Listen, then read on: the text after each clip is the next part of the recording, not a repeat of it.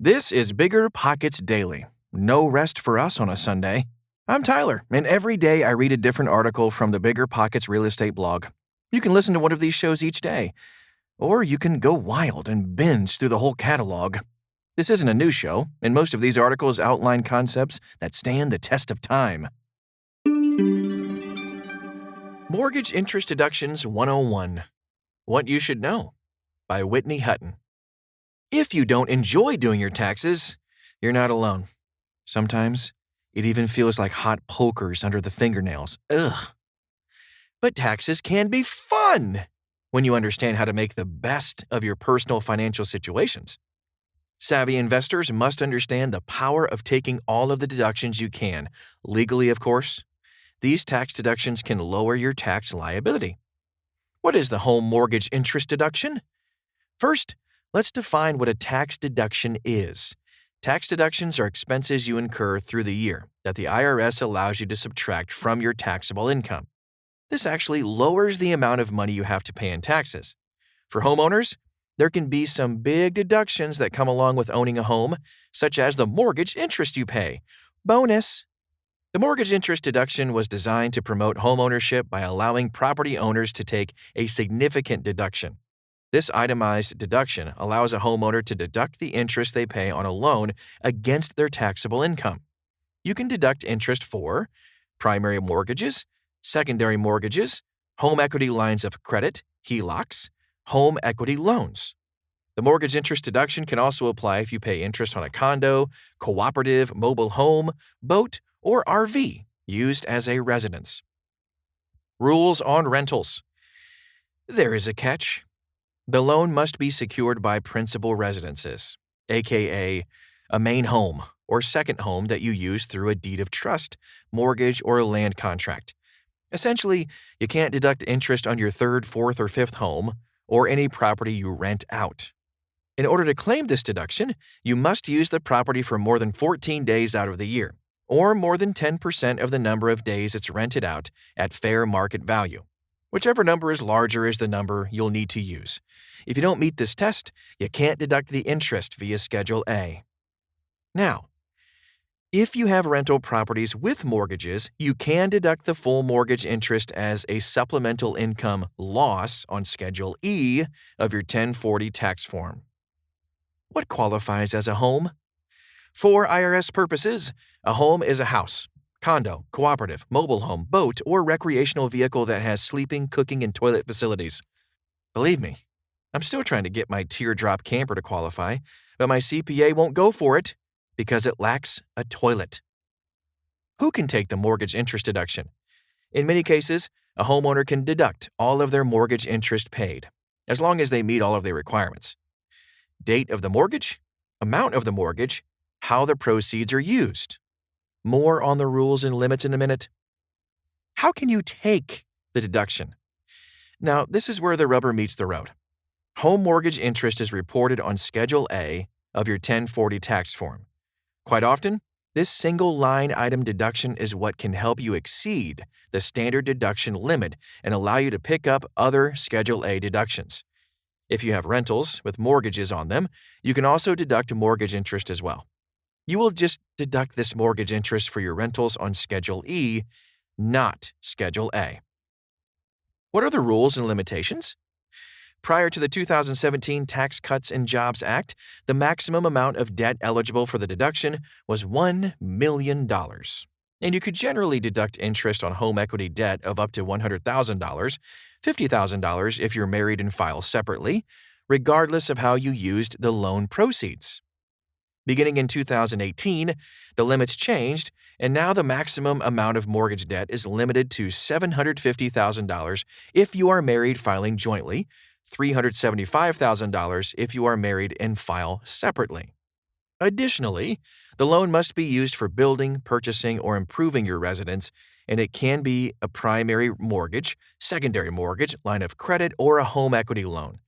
In short, if you refinance or take out a home equity loan, no going out and purchasing a PS5. However, if your mortgage existed before December 14, 2017, the IRS considers it grandfathered debt. You will receive the same tax treatment as under the old rules. This is where it can be really helpful to bring in your accountant and make sure you meet the IRS rule that will allow you to take this deduction. Mortgage interest deduction and refinancing. As stated before, you can deduct mortgage interest after a refinance, but the math starts getting tricky. Here's a great statement from TurboTax on how refinances are treated. When you refinance a mortgage that was treated as acquisition debt, the balance of the new mortgage is also treated as acquisition debt up to the balance of the old mortgage. The excess over the old mortgage balance, not used to buy, build, or substantially improve your home, might qualify as home equity debt. For tax years prior to 2018, interest on up to $100,000 of that excess debt may be deductible under the rules of home equity debt. Also, you can deduct the points you pay to get the new loan over the life of the loan, assuming all of the new loan balance qualifies as acquisition. If your head is swimming, don't worry. So was mine when I first read it. It's that last statement you really need to pay attention to when refinancing. Essentially, you may be able to deduct the interest of up to $100,000 of the debt, as well as 1/30th of the points each year, assuming it's a 30-year mortgage. When you sell or refinance again, you can then deduct all of the discount points not yet deducted, unless you refi with the same lender. In this case, you would add the points on the current loan to the old loan and deduct the points on a prorated basis over the life of the new loan. If your head is still swimming, and don't feel bad, work with an accountant to make sure you get this straight. What records do you need to take the mortgage interest tax deduction? With any tax-related item, you want to keep great records to support your claims. Like a rich dad advisor Tom Wheelwright always says, if you want to change your tax, you have to change your facts. When taking this deduction, it's no different. Make sure to keep the following records on hand to document you are entitled to this deduction. Copies of all Form 1098, mortgage interest statements that your lender sends you to document how much mortgage interest you have paid throughout the year. You also want to document any deductible points and mortgage insurance premiums you paid as well. Copies of all HUD closing statements from a purchase or refinance that shows points that you paid, if any. Information about the person who sold you the property if you purchased your home directly or used seller financing. This includes their name, address, and social security number. If you pay interest and points to them, you will want to document that as well. Your federal tax returns from 2018 and after, so you can track the eligible interest and points you are deducting over the life of the mortgage. Since you may be deducting mortgage points over the course of 30 years, keep these files on hand for the entire time you have the property. When shouldn't you deduct mortgage interest? Now that you know about the mortgage tax deduction, its rules and limits, how to take it, and what supporting documentation it requires, is there a reason you wouldn't want to take the deduction? Maybe. You see, the 2017 Tax Cuts and Jobs Act nearly doubled the standard deductions for taxpayers, making it unnecessary for many taxpayers to itemize their deductions on Schedule A. In 2020, the standard deduction for an individual is $12,400 on federal income taxes. For a couple married filing jointly, it's $24,800. Essentially, for a married couple, they would have to have a combined qualifying deductions of at least $24,800 to make it worth their while to forego the standard deduction and itemize on Schedule A. Therefore, you wouldn't want to take the deduction, as you would have a larger tax savings by just using your standard deduction. However, if you can combine your qualifying mortgage interest deduction with other Schedule A deductions, you could exceed the standard deduction limit and potentially get larger tax savings.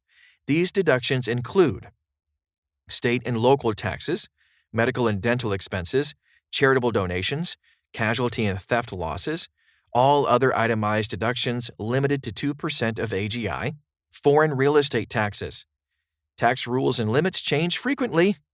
A qualified accountant is worth their weight in gold. Okay, that about wraps up today's show. If you're hungry for more visual content, did you know BiggerPockets has a YouTube channel? You can find series, investment property walkthroughs, live videos, and more. Just go to youtube.com/BiggerPockets or BiggerPockets.com/YouTube. Either way. See you back here tomorrow.